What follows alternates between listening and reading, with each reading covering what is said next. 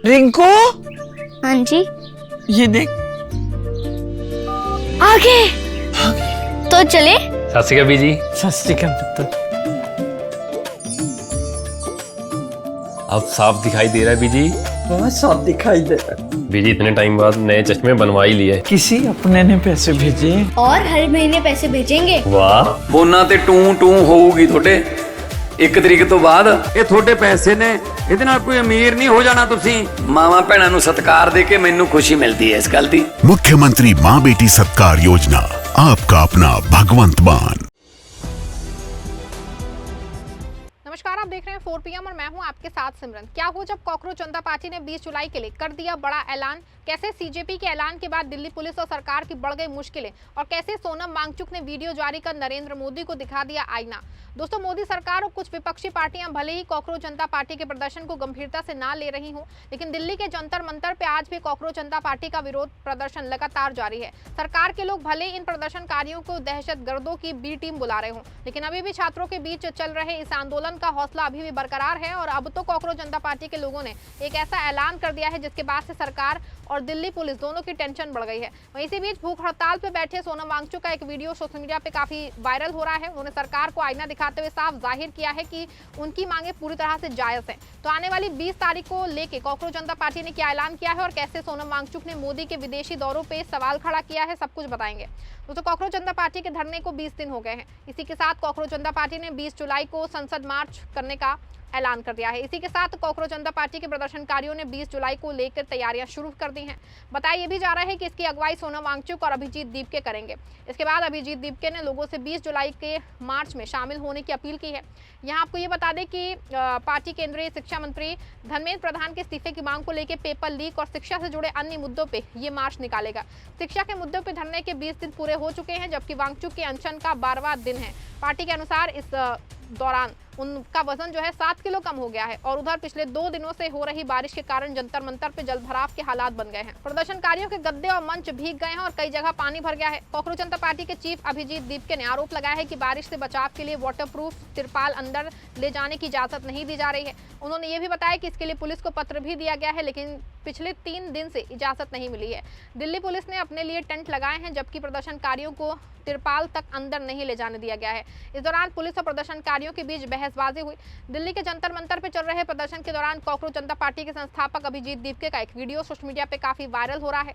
Video में Dipke Delhi police अधिकारियों के सामने हाथ जोड़ते और उनके पैर पकड़ के प्रदर्शन स्थल पे तिरपाल लगाने की अनुमति देने की अपील करते दिखाई दे रहे हैं। उनका कहना था कि लगातार हो रही बारिश के कारण भूख हड़ताल पे बैठे छात्र भीग रहे हैं, उन्हें बचाने के लिए टेंट लगाना जरूरी है। दीपके ने आरोप लगाया है कि उनकी टीम पिछले 3 दिनों से पुलिस की अनुमति का इंतजार कर रही है, लेकिन इजाजत नहीं दी जा रही है। दीपके ने सोशल मीडिया पे प्रदर्शन स्थल की तस्वीर भी साझा की है और कहा कि रात भर हुई बारिश में वहां पानी भर गया है, जिससे अनशन पे बैठे लोगों को भारी परेशानी हुई है। उन्होंने प्रशासन से मानवीय आधार पे तिरपाल लगाने की अनुमति देने की अपील की।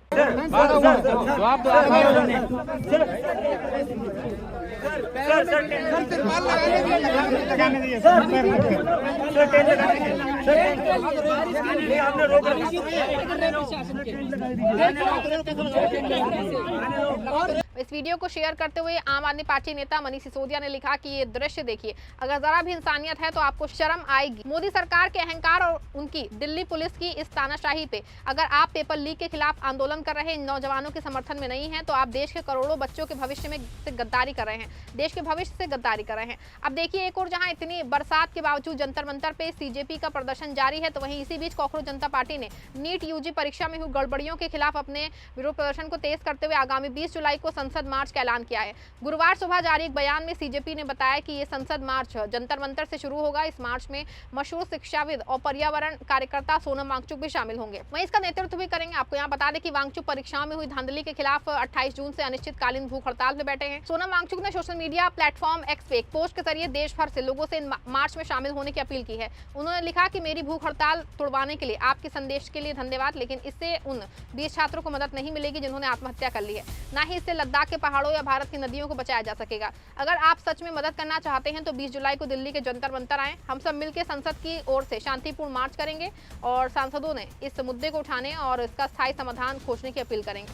वहीं आज एक दूसरे वीडियो को जारी करते हुए सोनम वांगचुक ने प्रधानमंत्री नरेंद्र मोदी को आईना दिखाया है। दोस्तों, इन दिनों नरेंद्र मोदी के कदम भारत में नहीं रुक रहे हैं। दरअसल वो इन दिनों विदेशों में जाके अपने पुरस्कार जमा करने में लगे हैं, लेकिन लगता है कि वो विदेशों की लोकतांत्रिक परंपराओं से कुछ सीख नहीं पा रहे हैं। अगर सोनम वांगचुक ने दूसरी वीडियो जारी करते हुए दोस्तों ये संदेश देने की कोशिश की। उन्होंने वीडियो जारी करते हुए एक्स पे लिखा कि दुनिया के ज़्यादातर लोकतांत्रिक देशों में संसद आम लोगों के लिए खुली और आसानी से पहुंचने योग्य होती है। कई देशों में संसद के सामने ही शांतिपूर्ण प्रदर्शन के लिए जगह तय होती है। ऐसे में जो देश खुद को लोकतंत्र की जननी कहता है, उसकी राजधानी में भी ऐसा होना चाहिए। मैं अपनी बची हुई पूरी ताकत जुटा के ये कुछ बातें कह रहा हूँ। कृपया इस वीडियो को देखें और अपनी राय जरूर दें। आज मैं शायद थोड़ा बेहतर दिख रहा हूँ, हालांकि आज मेरे अनशन का 12वां दिन है। दोस्तों, मैंने कहा था कि हम 20 जुलाई को जब संसद का सत्र शुरू होगा मार्च करेंगे संसद तक। तो बहुत से लोगों ने बोला है कि वो आएंगे। कुछ ने पूछा है क्या ये मुमकिन है।